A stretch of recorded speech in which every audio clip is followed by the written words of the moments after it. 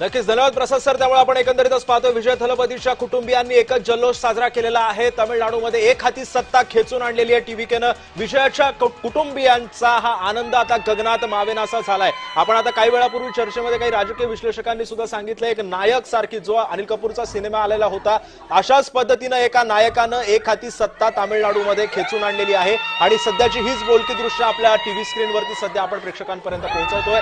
विजय थलपतीच्या कुटुंबियांनी हा एकच जल्लोष साजरा केलेला आहे।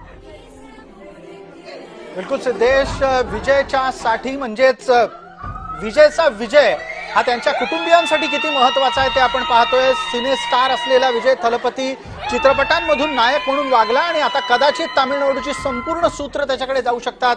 हा त्याचा पीए जो आता लिफ्ट मधून उतरला, अजूनही विजय थलपतीचं दृश्य म्हणजे एक नजर आतापर्यंत विजय थलपती दिसलेला नाहीये। थोड्याच वेळात विजय थलपतीचं दर्शन होईल आणि याच विजय थलपतीला पाहण्यासाठी त्याच्या घराच्या बाहेर मोठ्या संख्येनं त्याच्या समर्थकांची कार्यकर्त्यांची गर्दी सुद्धा जमलेली आहे।